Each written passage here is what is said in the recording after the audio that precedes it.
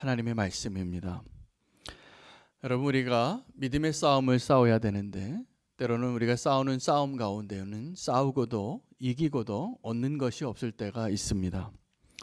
우리가 원수와 싸워야 하는데 우리가 정말 거두어야 할 원수와의 그 싸움에서의 그 승리의 전리품은 원수의 해골이 아니라 저와 여러분의 구원을 이루는 것이 되어야 합니다.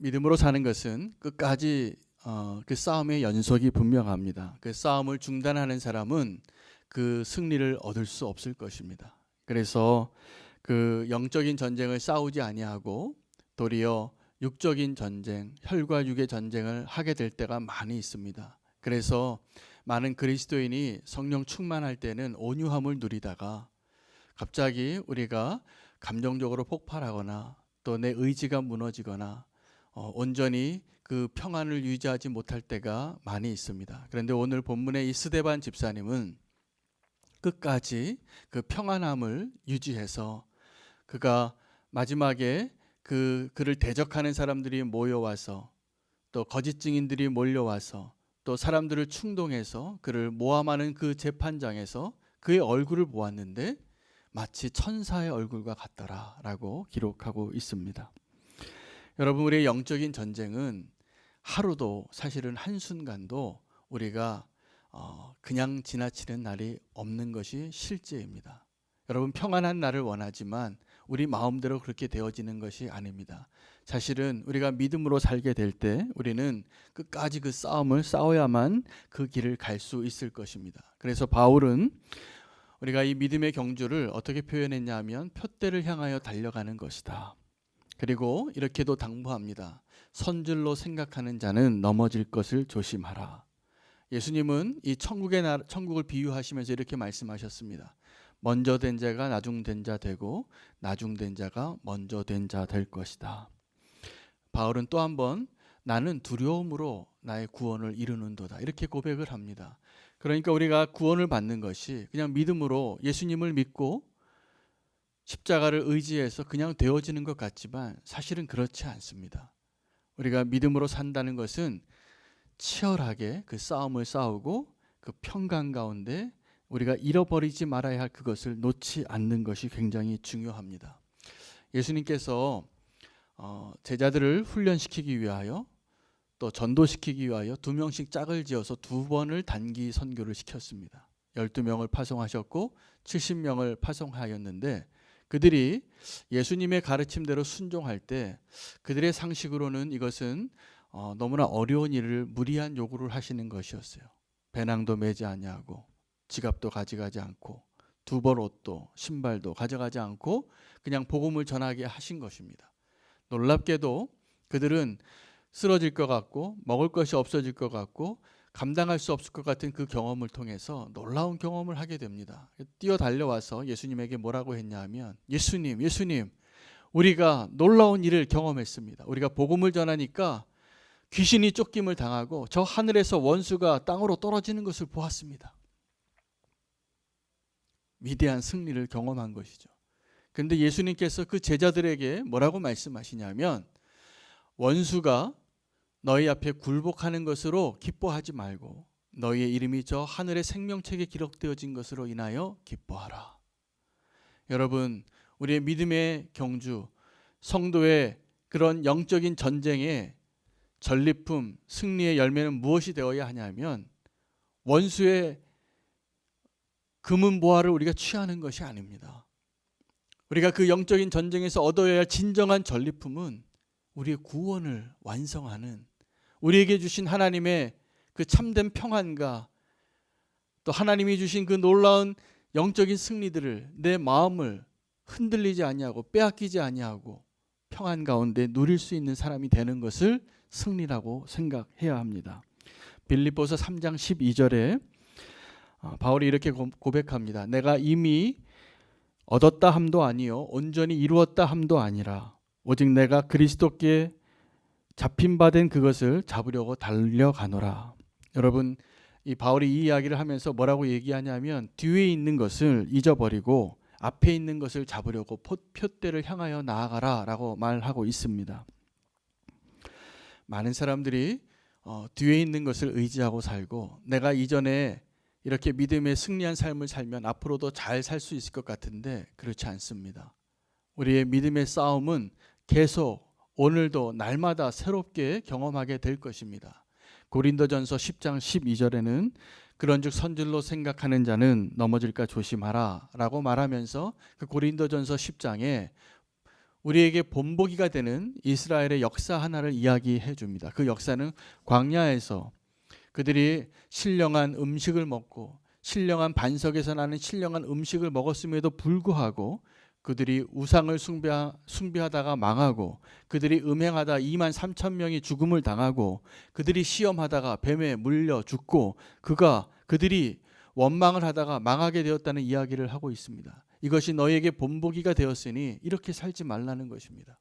근데 그 본보기가 어떤 것이냐면 그들이 모세라는 지도자를 따라서 하나님을 눈앞에 보고 십계명을 받고 하나님과 동행하는, 그래서 구름 기둥과 불 기둥으로 인도하는 그 광야의 길 속에서도 신령한 음료와 신령한 음식을 먹으면서도 신령한 반석이 되시는 예수 그리스도를 그들도 경험했으면서도 그들이 원망하고 음행하고 또 범죄했다라는 사실입니다.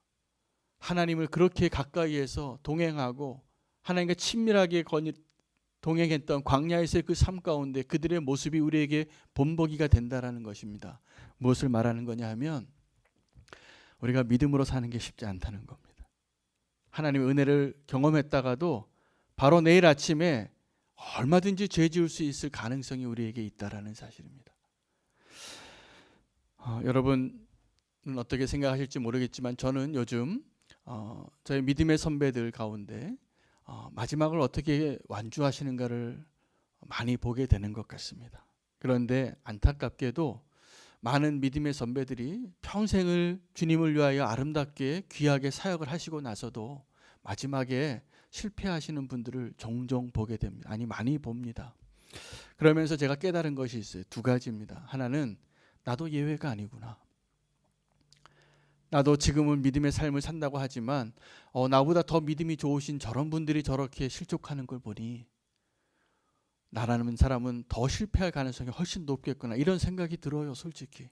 그래서 제가 어떤 생각이 드냐면 정말 오늘 이 말씀의 주제이기도 한데 표대를 향하여 이전 것은 생각하지 아니하고 오직 앞으로 나아가는 것만 믿음으로 사는 그런 태도를 갖고 있지 않다면 우리는 끝까지 그 믿음의 경주를 경주할 수 없을 것 같아요. 또 하나는 그 믿음의 길을 갈 때 내가 이미 얻었다, 내가 이미 알고 있다라고 생각하고 사는 것이 굉장히 위험하구나. 우리는 오늘도 신인처럼 살아야 됩니다. 오늘 처음 배우는 사람처럼, 처음 예수님을 만난 사람처럼, 내가 처음 예수님을 믿는 자처럼 그 믿음의 경주를 해야 합니다. 그렇지 않으면 우리는 옛날 것을 의지하다가 오늘의 나의 삶에 분명히 위기를 경험할 것이 분명합니다. 오늘 이 스데반의 오늘 이야기를 좀 하려고 하는데요. 이 스데반의 삶에서 우리가 한 가지 꼭 붙잡아야 할, 배워야 할 것 한 가지는 그가 어떻게 이 충만함을 유지했는가입니다. 여러분, 이 초대교회 스데반 집사님이 등장하게 된 배경이 언제냐 하면 이 초대교회가 부흥을 했습니다. 그래서 대형 교회가 된 거죠. 그러다 보니까 이 사도들이, 12사도들이 말씀과 기도에 전념하기보다는 교회의 행정이나 구제하는 일이나 사람들을 만나고 분별해주고 예를 들면 신방하는 일, 또 전도하는 일, 여러 가지 일들을 많이 했겠죠. 그 중에서 그들이 어려운 사람들을 돕는데 헬라파 유대인이었던 과부들에게 소외가 되어진 것입니다. 그들을 제외하고 그들에게 공평하게 대하지 못한 일들이 교회 안에 있게 된 것입니다. 그래서 원망하는 일이 교회를 위험하게 했어요. 위기로 이끄는 것입니다. 그래서 이 사도들이 결정을 내린 거죠. 바로 전에 있었던 본문이기도 합니다. 지혜와 성령이 충만한 자들, 그리고 사람들에게 칭찬받는 사람들을 너희가 택하라. 7명을 택하라. 그럼 우리가 안수하고 그들이 우리가 하던 일의 대부분을 다 하게끔 하고, 그리고 우리는 말씀과 기도에 전념하리라. 그리고 세워진 7명 중에 한 명이 스데반 집사님이었습니다. 무슨 얘기냐 하면 스데반 집사님이 이 성경에 등장할 때부터 어떤 사람이었기 때문에 등장했을까요? 충만한 사람이었습니다. 말씀과 지혜에 그리고 사람들에게 칭찬받는 자로 충만한 자였기 때문에 그 스데반 집사님이 택함을 받았습니다. 그리고 그 스데반 집사님의 모습이 기록이 되어졌는데 그가 성령 충만하여서 기적이 일어나는 거예요. 표적이 일어나는 거예요. 그러니까 사람들이 더 많이 그를 따르게 됐습니다. 놀라운 일이죠. 그는 시작부터 오늘 이제 이 사람들과 논쟁을 하게 되는데 이 논쟁을 하면서도 그는 그 충만함으로 그 자유민들입니다. 구레네인, 알렉산드라인, 길리기아인, 아시아에서 온 수많은 사람들과 회당에서 논쟁할 때 이길 수가 없었죠. 이 사람들이. 스데반 집사님이 그 논쟁에서 당연히 승리했습니다. 지혜와 성령에 충만했기 때문이죠. 여러분, 이 스데반 집사님의 모습은 우리에게 의미하는 바가 굉장히 큽니다. 이 스데반 집사님이 사실은 그때 이미 리더십을 가지고 있었던 사도들보다 더 막강한 영향력을 끼치고 있고 두드러지고 그리고 이 스데반이 가장 탁월한 영향력을 끼치는 자가 이미 되었던 것을 발견하게 됩니다. 어떤 분들은 자리가 주어져야지, 목사라고 불림을 받아야지, 전도사라고 불림을 받아야지, 아니면 장로라고 불림을 받아야지 그 역할을 감당하는 줄 알아요. 그러나 그렇지 않습니다. 오늘 이 말씀을 듣는 성도님들 가운데 그 누구라도 성령 충만함을 입고 선한 영향력을 끼치기 시작하면, 특별히 이 스데반 집사님은 이렇게 성직자와 같은 특별한 계층에 있는 사람이 아니었어요. 평신도였는데 삶의 자리에서 충만함으로 살아내니까 사실은 사도들보다 더 하나님께서 쓰시기에 합당한 자로 높임을 받고 쓰임 받는 것을 보게 되는 겁니다. 그래서 사람들이 누구와 논쟁을 했냐면 베드로나 요한이나 야고보하고 논쟁한 게 아니에요. 스데반하고 논쟁한 거예요. 스데반이 그들을 넉넉히 이겼습니다. 그런데 우리 또 하나 발견해야 될 것은 스데반이 그들과의 그 논쟁에서 이겼지만 얻은 게 별로 없다라는 사실입니다. 런던에 가면 그 런던 하이드 파크에 스피커스 코너라는 것이 있습니다.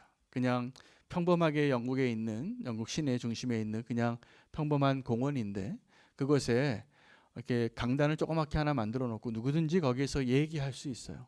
그리고 그 얘기에 대해서 논쟁할 수 있어요. 영국은 자유민주주의를 가장 먼저 꽃피운 나라 중에 하나입니다. 그래서 누가 무슨 얘기를 해도 그 이야기를 듣고 논쟁할 수 있도록 그런 장을 만들어 준 겁니다. 근데 그곳에서 주로 어떤 이야기들을 논쟁을 많이 하냐면 기독교와 무슬림이 논쟁을 해요. 제가 알고 있는 한 선교사님이 그곳에서 아주 유명한 기독교 변증가입니다. 그분은 그 이슬람에 대해서 공부하고 그들에 대해서의 그 거짓과 그들의 어떤 문제점들과 그들이 주장하는 것들의 허구, 왜냐하면 그들이 정말 우리가 믿는 하나님이 아니거든요. 우리가 붙잡고 믿는 그 성경이 아니기 때문에 우리가 조금만 더 논쟁하면 그들을 충분히 이길 수 있습니다.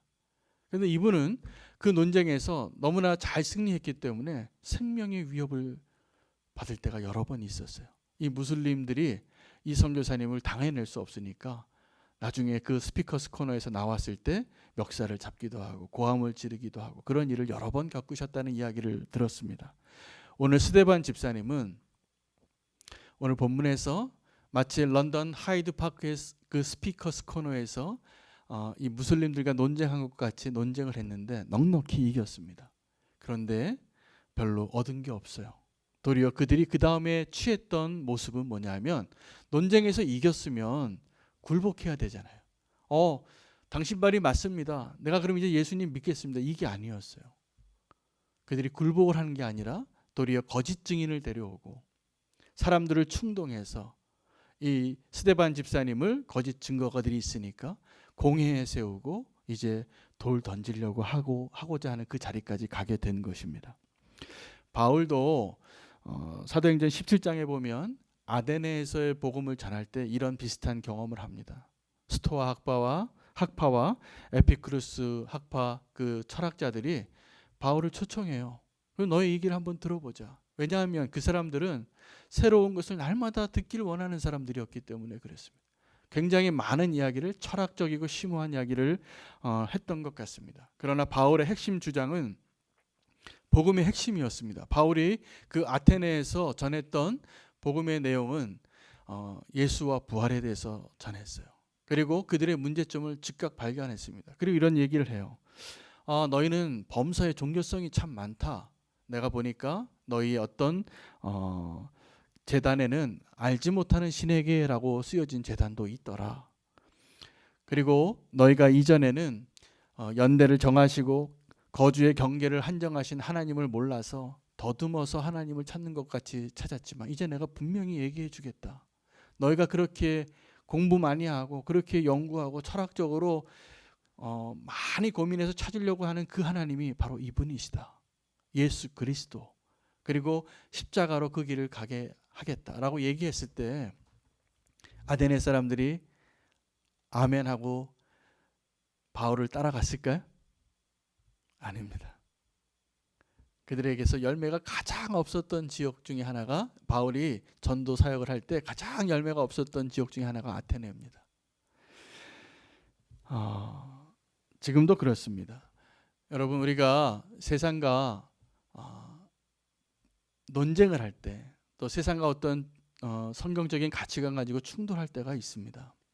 그때 우리는 어떤 마음이 드냐 하면 저 비성경적인 것을 가르치고 확산하고 잘못된 일들을 하는 사람들을 우리가 바꿔줘야 돼. 그래서 어떻게 하냐면 힘으로 그들을 이기려고 해요. 여러분 그런데 기독교 역사상에서 우리가 힘으로 어떤 상대방을 이겨서 그들을 하나님께로 인도한 적이 별로 없습니다. 심지어는 새로운 선교지를 향하여서 이런 19세기의 선교의 확장 시기에도 선교사들이 군함과 함께 타고 들어갔거든요. 우리나라에도 동일했습니다. 군함과 함께 선교사들이 함께 들어온 것이죠. 그렇게 해서 그 힘으로 대포로 문을 열어서 복음을 전한 거는 다 실패했어요. 그런데 그곳에 가서 사랑하고 도리어 순교하고 그들에게 그 필요한 것을 도와주고 사랑으로 품어준 열매들이 그 씨앗들이 열매 맺게 된 것을 우리는 분명히 알아야 합니다. 선교 역사 속에서 그 십자군 전쟁이 가장 실패한 선교의 예입니다. 십자군 전쟁이 어떤 거냐 하면 저 예루살렘에 이교도들이 점령하고 있으니까 우리 예수님이 태어난 곳인데 우리가 점령하자. 다시 되찾아오자. 그런 뜻으로 가서 전쟁을 시작을 했는데요. 100년을 넘게 전쟁을 했습니다. 그리고 그 과정에서 우리는 이 기독교인들은 무슬림들에게 가장 잔인하고 가장 성경적인 모습과 정반대의 모습을 보여준 실패한 선교가 됩니다. 지금도 우리가 이슬람 선교할 때 가장 큰 장애물이 십자군 때문이에요. 그럼 우리는 이제 앞으로 어떻게 논쟁해야 할까요? 우리는 세상과 벽을 쌓고 세상을 향하여 돌을 던지고 절대로 그렇게 선교해서 세상을 하나님께로 인도하기 어려울 것입니다. 우리는 그 벽을 차라리 허물고 세상의 이야기를 귀 기울여 줄 수 있는 사람이 되어야 합니다. 그래서 함께 아파하고 함께 기뻐하고 함께 그들을 주님께로 인도할 수 있는, 그래서 공감할 수 있는 노력을 교회가 해야 할 시기를 지금 살고 있는 것 같습니다. 저는 오늘 책을 한 권 읽었어요.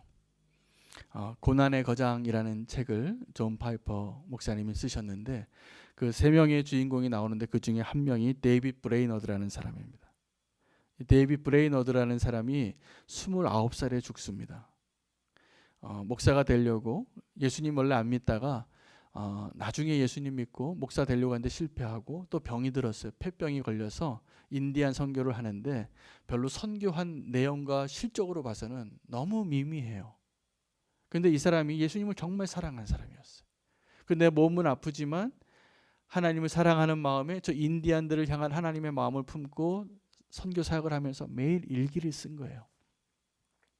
근데 그 일기 가운데 이 데이빗 브레이너드가 주님을 갈망하는 마음으로 그 진실한 하나님을 향한 그 자기의 치열한 싸움이 기록이 되어져 있어요. 막 아프고 배고프고 병들고 죽을 것 같고 고통스러운데 그래도 저들을 향해서 어떻게 주님이 원하시는 대로 살까, 이거를 기록들을 다 기록한 거예요. 날짜를 적어가면서. 여러분, 그런데 이 데이빗 브레이너드가 왜 그렇게 유명한 사람이 됐냐 하면 이유가 하나 있습니다. 데이빗 브레이너드가 마지막에 누구 집에서 죽냐면 조나단 에드워드의 집에서 죽어요. 그 조나단 에드워드 집에서 19주 동안 그의 딸이 이 데이빗 브레이너드를 간호하다가 4주 뒤에 자기 딸도 잃어요. 그 폐병이 옮겨져서. 그런데 이 데이빗 브레이너드는 위대한 일을 한 게 아니라 치열한 싸움을 싸웠어요. 자기 자신과 하나님께 순종하기 위해서 깊이 있는 영성을 추구한 거죠. 그런데 그가 그렇게 삶을 짧게 29세에 돌아가셨기 때문에 청년이 그냥 죽은 거죠. 근데 그 일기를 가지고 누가 책을 냈냐 하면 조나단 에드워드가 책을 낸 거예요. 그래서 그 시대에 수많은 청교도 영성가들이, 위대한 선교사들이, 예를 들면 헨리 마틴, 윌리엄 캐리 이런 분들이 이 데이빗 브레이너드의 일기를 읽고 하나님께 헌신해요. 놀라운 일이 일어납니다. 지금도 이 청교도 시절에 이 데이빗 브레이너드의 이 일기 보면 별로 너무 그 사람의 삶을 상상하지 않고 읽으면 그냥 내 일기보다도 재미없어요. 그러나 그가 얼마나 치열하게 예수님을 갈망했고 그 싸움을 싸웠고 주님을 알고자 했고 발버둥 쳤는지가 느껴지니까 위대한 선교사들이 그 일기를 읽고 삶을 드리기 시작한 거예요. 여러분, 이제 우리가 무슨 말씀을 드리고 싶으냐면 어떤 싸움을 싸워야 하는가입니다. 어떤 싸움을 싸워야 하는가. 여러분, 술 취한 사람이 시비 잘 거는 거 아시죠? 술 취한 사람이 시비 걸면 그냥 술 취하셨구나 그러고 지나가야 됩니다. 근데 술 취한 사람하고 만약에 정말로 다짐하고 싸우면 술 취한 사람이 이기겠습니까? 술 안 취한 사람이 이기겠습니까? 술 안 취한 사람이 이기겠죠. 근데 술 취한 사람은 무서울 게 없어요. 그리고 그렇게 술주정뱅이가 되어서 시비 걸고 아무하고나 싸우려고 하는데 우리 그리스도인이 싸워야 할 싸움은 이런 혈과 육의 싸움이 아닙니다. 데이빗 브레이너드가 치열하게 내 내면의 싸움, 내 자신과의 싸움, 그 싸움을 싸웠기 때문에 그의 삶의 열매는 별로 없을지 모르지만 수많은 믿음의 영성가들을 일으키고 선교사들을 일으키는 자가 될 수 있었던 것입니다. 여러분, 우리가 데이빗 브레이너드와 같이 또 스데반 집사님과 같이 우리가 정말 싸워야 할 그 싸움에서 승리하시기를 바랍니다. 스데반이 그 싸움에 승리했어요. 그 증거가 뭐냐 하면 그가 마지막에 천사의 얼굴을 보여줄 수 있었던 것입니다. 상대방은 거짓 증인을 내세우고 돌을 들려고 달려오고, 또 여러분, 우리가 싸움할 때도 우리가 그리스도인은요 사실은 치열하게 싸워야 하는 사람입니다. 그런데 세상의 싸움, 혈과 육의 싸움이 아니라 영적인 싸움을 싸우고 내 자신과의 싸움을 싸워야 합니다.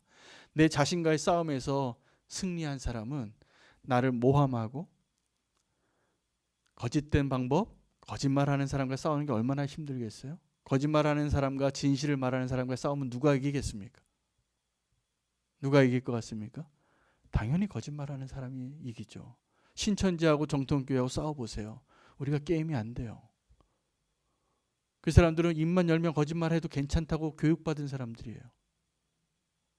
우리는 정직해야지만 된다고 하는 양심의 소리를 듣고 있는데 싸워서 이길 수가 없겠더라고요. 자, 그러면 우리도 그런 악한 사람들과 싸우기 위해서 거짓말해야 할까요? 법을 어겨야 할까요? 우리의 양심을 버려야 할까요? 그렇지 않습니다. 사탄은 비겁한 반역자예요. 그래서요, 자기 자신은 앞에 나서지 않고 사람들을 충동하고 속이고 미혹합니다. 그리고 다른 사람을 내세워서 싸우게 하는 거죠. 지금도 그러한 일을 하고 있습니다. 야곱이 창세기에 마지막 장에 자기의 자녀들을 다 축복하면서 레위와 시므온 앞에 섰을 때 두 번째 축복하지요. 그때 뭐라고 얘기하냐면 내 영혼아 시므온과 레위의 모임에 상관하지 말지어다 라고 그렇게 말해요. 축복하는 게 아니라 내 영혼을 보호해달라고 고백해요. 왜요? 그들이 자기 누이가 더럽힌 것을 알고 복수하고 두 사람이 한 종족을 다 멸절시켰거든요. 여러분, 그들의 그 분노와 그 표정들을 한번 생각해 보십시오. 우리 그리스도인들이 그러한 모습으로 바뀔 때가 가끔 있어요. 우리가 지켜야 할 것을 지키지 못할 때. 안타까운 일입니다. 두려운 일입니다. 스데반은 천사의 얼굴을 보여줬다라는 것이 저는 그가 정말 승리한 사람이 맞구나라고 생각이 되어집니다. 다윗도 그 나발의 어리석은 말 앞에 자기 자존심이 상하고 칼을 차고 자기 무리에게 말합니다. 아둘람 굴에서 자 나와라. 저 나발을 오늘 죽이지 않으면 내가 하나님의 이름으로 맹세하면서까지 이렇게 얘기해요. 그런데 그 다윗의 분노를 잠재운 사람이 바로 그 나발의 아내 아비가일이었습니다. 여러분 지금도 우리는 이 치열한 싸움 가운데 살아가고 있는데 우리가 정말 이 영적인 전쟁을 어떻게 싸워야 하냐면 원수가 지금도 우리에게 요구하는 것이 다른 것이 아니에요. 우리의 건강이나 우리의 재물을 원하는 게 아니라 우리의 평안을 깨뜨리길 원해요. 오늘 이 말씀을 들으시는 성도님들 가운데 혹시 내가 오늘 평안을 잃었거나 천사의 얼굴을 잃어버렸거나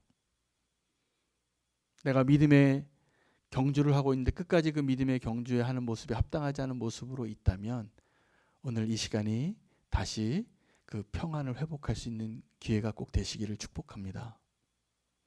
우리는 너무나 쉽게 그렇게 잘못된 싸움을 싸우기에 유혹받기 너무나 쉬운 자들이에요. 다윗이 그런 것처럼. 다윗이 만약에 아비가일이 그날 말리지 않았다면 큰 후회를 할 뻔했습니다. 여러분 우리가 그 큰 후회를 할 만한 일을 하지 않기를 바랍니다. 스데반이 오늘 우리에게 주는 메시지, 또 우리가 오늘 스데반의 삶에서 배워야 할 교훈 한 가지가 있다면 어떻게 그 충만함을 누릴 수 있었을까입니다. 스데반의 그 환경은 그 논쟁에서 패배한 사람이 더 악한 방법으로 거짓 증인과 또 충동시키는 사람들로 폭력적인 모습으로 다가올 때 우리는 스데반과 같이 승리해야 합니다. 그것을 위해서 두 가지가 필요해요. 충만함을 유지하는 겁니다. 여러분 지금 요새 우리가 코로나 바이러스로 온 나라가 지금 혼돈스러워요. 함께 힘을 합쳐서 이 위기를 극복해 나가도 힘든 처지에 너무 힘든 것 같아요. 이제 우리가 어떻게 이 위기를 극복해 나가고 어떻게 기도하는 자가 되어야 하는지를 오늘 말씀으로 붙잡을 수 있기를 축복합니다. 충만함을 유지하는 겁니다. 여러분 충만함을 유지하려면 먼저 뭐가 필요하냐면 하나님이 부어주심이 필요해요. 이 충만함이 뭐냐면 성령과 지혜의 충만함이었어요. 스데반이 그 천사와 같은 얼굴을 보일 수 있었던 것은 자기를 죽이려고 하는 사람에게 천사와 같은 얼굴을 어떻게 할 수 있어요? 충만했기 때문이에요. 성령님이 충만했기 때문입니다. 그러면 그 성령의 충만함을 어떻게 이루게 될까요? 제가 보기에 하나님께서 이 시간에도 우리는 교회 모든 성도님들에게 저를 포함해서 하나님이 충만한 성령을 부어주시고 계시다고 믿습니다. 아멘. 그렇게 믿으십니까? 그런데 우리가 그 충만함을 유지하지 못하는 이유는 우리가 자꾸 흘려보내기 때문이에요. 우리의 그릇이 온전하지 않기 때문에. 자, 우리의 그릇이 온전하지 않다는 것은 뭐냐 하면 우리가 지금도 숨겨놓은 죄가 있어요. 우리가 지금도 염려하는 게 있어요. 우리가 지금도 불신하고 있어요. 우리가 지금도 하나 되지 못하고 있어요. 그러면 하나님이 부어주셔도 충만함을 누릴 수가 없는 것입니다. 그러면 위험해지는 거죠. 여러분 우리가 믿음의 사람으로 이 믿음의 경주를 끝까지 완수하기 위해서는 충만함을 누릴 수 있는 비결을 스데반에게서 배워야 할 것 같습니다. 스데반은 이 성경에 기록되어진 그 역사 속에서 등장할 때부터 마지막에 순교할 때까지 충만하게 산 사람이었어요. 부럽지 않습니까? 심지어는 그 스데반이 마지막에 설교를 하고 돌에 맞아 죽을 때 예수님과 똑같이 말하고 죽어요. 아버지, 저들이 지금 자기가 하는 일을 모르고 있습니다. 저들을 용서하여 주소서. 우리는 나에게 돌을 던지는 사람, 나에게 논쟁을 해서 패했다고 나에게 거짓으로 또 사람들을 충동하여 나를 공격하는 사람들에게 나도 주먹을 불끈 쥐고 싶을 때가 많이 있고 칼을 뽑고 싶을 때가 있는 겁니다. 근데 스데반은 그러지 않았습니다. 순교하는 그 순간까지 충만함으로 예수님의 길을 걸어간 그 놀라운 집사님의 길을 우리도 따라갈 수 있기를 축복합니다. 오늘 그 은혜를 하나님이 오늘 이 예배 시간에 우리에게 부어주시기를 원합니다. 우리가 준비할 것은 다른 것이 아닙니다. 정결한 그릇입니다. 정결한 그릇으로 하나님의 말씀을 받고 믿음으로 아멘하고 우리 안에 거하시는 성령님께서 마음껏 내 안에서 역사하시도록 그 충만함으로 열매 맺게 하시도록 내어주는 자가 되기를 원합니다. 그 충만함은요, 이 두 가지가 필요한 것입니다. 준비된 그릇과 부어주신 하나님입니다. 그렇게 하나님이 우리와 함께 하십니다. 이런 것을 다른 말로 하면 형통함을 누린다는 거죠. 하나님의 사람들이 다 형통함을 누린 것은 이유가 딱 하나예요. 하나님이 그와 함께 하시니 그가 무엇을 하든지 형통하더라. 우리는 이 스데반의 표정을 소망하며 이 어지럽고 혼돈스럽고 코로나 바이러스가 우리의 일상을 파괴하고 두려움 가운데 우리의 모든 것을 움츠리게 하고 예배조차도 온전히 드릴 수 없게 하는 이 시대에 스데반이 누렸던 그 온전한 축복을, 그 평안을 누리게 되기를 축복합니다. 기도하겠습니다. 사랑의 주님, 오늘 이 시간에 스데반의 얼굴을 우리에게 허락해 주시길 원합니다. 그가 충만함으로 교회를 섬기고 충만함으로 이적과 표적을 행하고 충만함으로 원수 앞에서 논쟁에서도 이기고 충만함으로 마지막까지 그들을 사랑하며 순교했던 모습을 우리가 보았습니다. 우리가 그 스데반의 모습이 왜 다른가 깨닫게 해주시고 우리의 삶에 깨어진 부분들, 우리가 무시하고 지냈던 작은 죄악들 다시 한번 점검하게 하시고 주님께서 다시 한번 성령을 충만하게 부어주시기를 원합니다. 그 충만함을 갈망합니다. 주님, 우리와 함께하여 주시고 우리를 떠나지 말아 주시옵소서. 예수 그리스도 이름으로 기도합니다. 아멘.